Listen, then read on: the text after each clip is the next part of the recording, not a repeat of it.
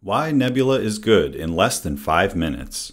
When it was Nebula's turn to get a champion rework, it didn't take much to make her a viable character. By adding a full immunity to shock in addition to bleed and poison, increased armor and block proficiency, shorter charge time on her amp charges while holding block, small tweaks to the way she controls power and regenerates, and a new SIG ability, she has become a powerful weapon. At worst, a specialist for fighting tricky combinations of immunities or robots, and at best, a key part of your tech roster for questing an Alliance War attack, Nebula has made her impact on the contest over these past few months, especially in high-tier war. Nebula's main currency is amp charges. These build when holding block or when her shock immunity prevents a shock effect. This second part means when fighting any node that includes shock, such as hazard shift, energy adoption, or clapback, her amp charges are going to feel like they are infinitely building to that max stack of 20. Nebula's signature move, building to 20 amp charges, parrying to transfer over the shocks, and then throwing a special 2 to double up on the shocks for increased damage, is still part of her kit and in many scenarios the best way to nuke down an opponent.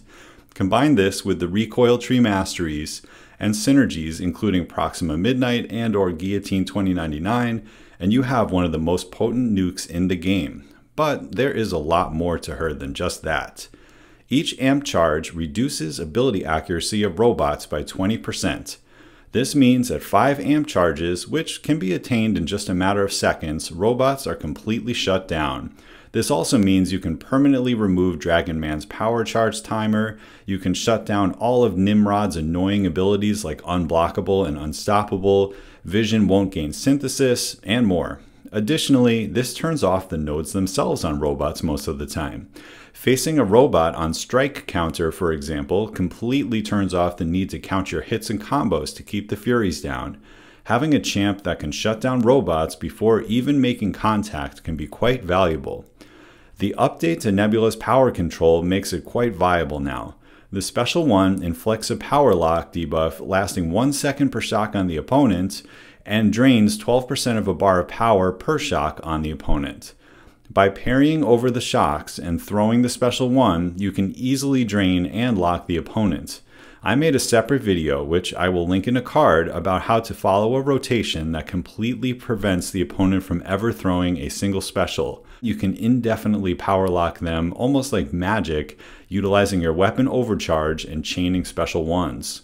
Speaking of the weapon overcharge, the new Special 3 ability really comes into play in matchups when you can't block or can't parry.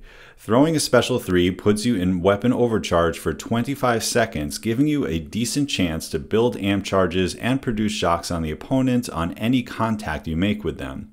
In some scenarios, like the Hazard Shift One Eye Open node in Alliance War, the Special 3 is a crucial part of the rotation since you aren't going to want to parry the opponent.